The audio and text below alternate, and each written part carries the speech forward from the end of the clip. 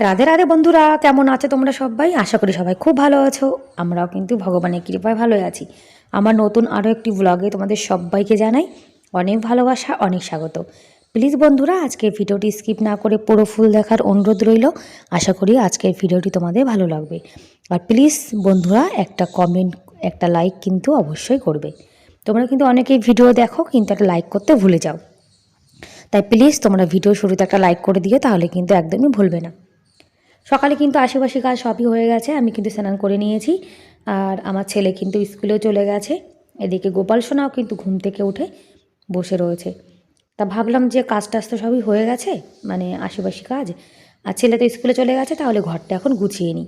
এদিকে কারেন্ট আসছিল, তাই হিটারে না একটু পরে আমি বিট ভাজা বসাবো। আমি কিন্তু রাত্রেবেলায় সব সবজি কেটে ধুয়ে রেখে দিই, তাহলে সকালে জানো তো অনেক তাড়াতাড়ি আমার রান্নাবান্না হয়ে যায়। আর ইন্ডাকশান ওভেনটাও খারাপ হয়ে গেছে, সেই জন্য একটু অসুবিধা হচ্ছে। তাই সকাল সকাল ঘুম থেকে উঠেছে ওই হিটারে রান্নাবান্না করব সেই জন্য। আর ঘর বাড়ি গোছানো গাছানো থাকলে জানো তো নিজের মনটাও একটা শান্তি শান্তি ভাব লাগে। তাই ভাবলাম যে আগে ঘরটা গুছিয়ে নিই, তারপরে আবার অন্য যে রান্নাবান্নাগুলো আছে সেগুলো করব। অনেক সকালে ঘুম থেকে উঠেছি তো, যার জন্য সংসারের কাজটা অনেক তাড়াতাড়ি হয়ে গেছে। আর আমি একটা জিনিস দেখেছি, যখন সকাল সকাল ঘুম থেকে ওঠা যায়, কাজ বাজ কিন্তু অনেক তাড়াতাড়ি মানে করে নেওয়া যায়। এখন ঘরটা ঝাড় দিয়ে নিচ্ছি। ওই পাশের ঘরগুলো কিন্তু আমার ঝাড় দেওয়া হয়ে গেছে, শুধুমাত্র এই ঘরটা ঝাড় দেওয়া হয়নি, কেননা গোপাল সোনা শুয়েছিল। তারপরে আমার ছেলে আবার স্কুলে যাওয়ার জন্য রেডি টেডি হয়েছিল, যার জন্য এই রুমটা ঝাড় দেওয়া হয়নি।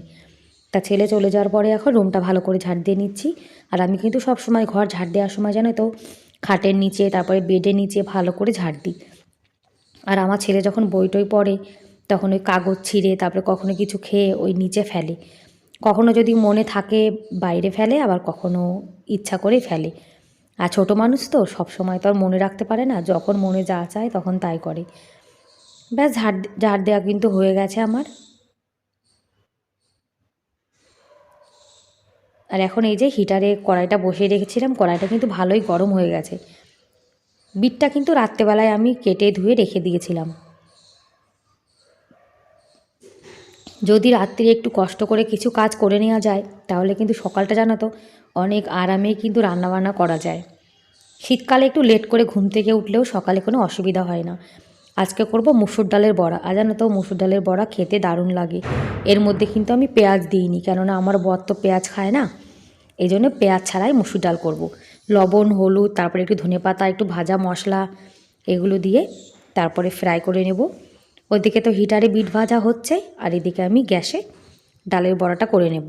আর আমার ইন্ডাকশান ওভেনটা খারাপ হওয়ার পরে জানো তো অনেকটা অসুবিধা হয়ে গেছে। মানে ইন্ডাকশান ওভেনটা থাকলে ওতে আমার ভাত হয়ে যেত, তারপরে একটা তরকারি হয়ে যেত, তারপরে এই যে ডালের বড়াটা করছি এটাও করা যেত। মানে কারেন্ট থাকলে আমার অনেক গ্যাস বেঁচে যায় জানো তো।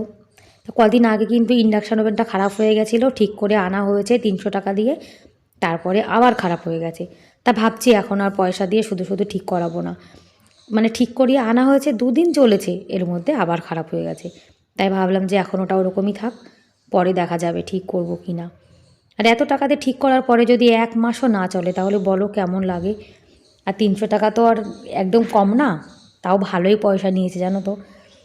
তা ভাবছি এখন কদিন ফেলানো থাক, পরে দেখা যাবে। এদিকে বিট ভাজাও কিন্তু হয়ে গেছে। আর কি জানো তো, সকালের দিকে আমাদের এখানে সবাই গরম জলের রড, তারপরে হিটার এইগুলো চালায়, তো যার জন্য সকালের দিকটায় শীতকালে একটু ভোল্টেজটা কম থাকে, সেই জন্য হিটারে রান্নাটা অনেক মানে দেরি করে হয়। আর ইন্ডাকশান ওভেন হলে তাড়াতাড়ি রান্না হয়ে যায়। আর রান্নাবান্না তো হয়ে গেছে, তা ভাবলাম যে গোপাল সোনাকে তাড়াতাড়ি করে সেবাটা দিয়ে দিই। গোপাল সোনাকে সেবা দিয়ে তারপরে আমি চলে এসেছি এখন 1 কাপ চা বানিয়ে খাবো। আর কি জানো তো, যতক্ষণ শীতকালে আমি 1 কাপ চা না খাই আমার না একদম ভালো লাগে না।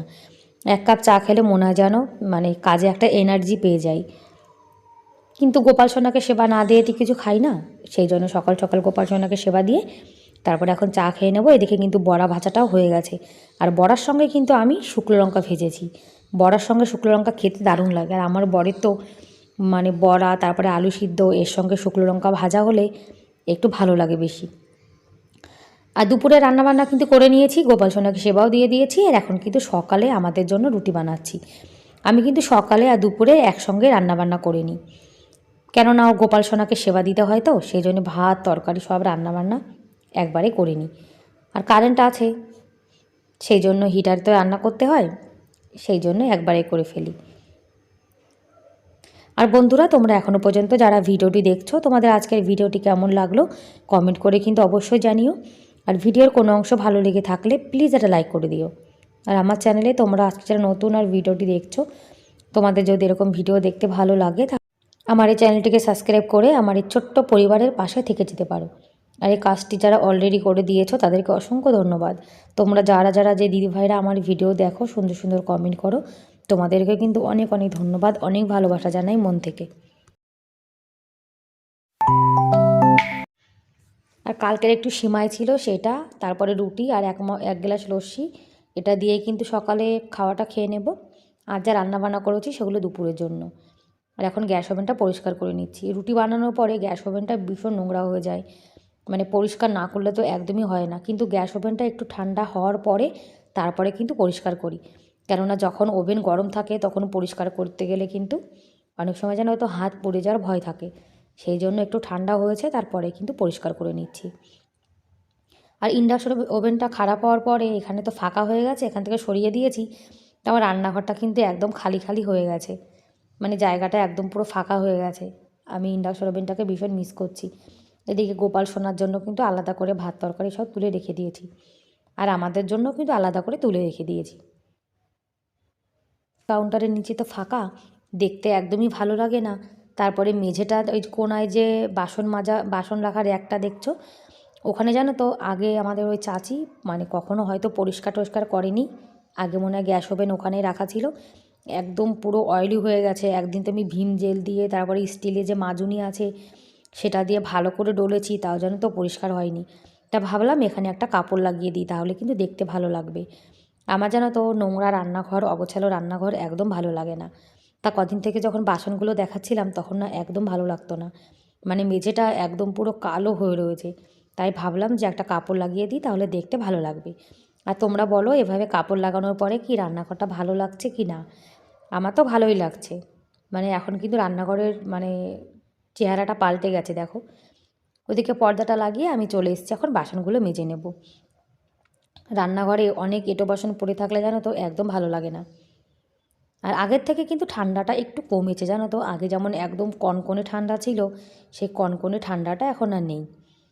কিন্তু ট্যাঙ্কির জলটা তাও এখনও ভীষণ ঠান্ডা। আমার তো মনে হচ্ছে আর 15 দিন না গেলে শীতটা একদমই কম হবে না। 15 দিন গেলে তারপরে শীত তো আরও কমে যাবে।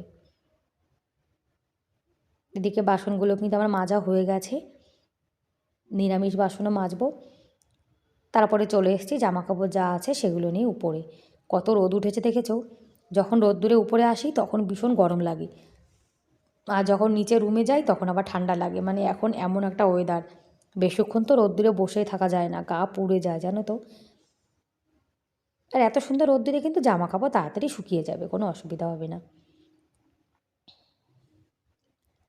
আর আমাদের ছাদে কিন্তু ভালোই রোদ পড়ে জানো তো, মানে সূর্যি মামা যতক্ষণ থাকে ততক্ষণ আমাদের ছাদের পরে রোদ থাকে, জামা কাপড় শুকানোর কোনো অসুবিধাই হয় না।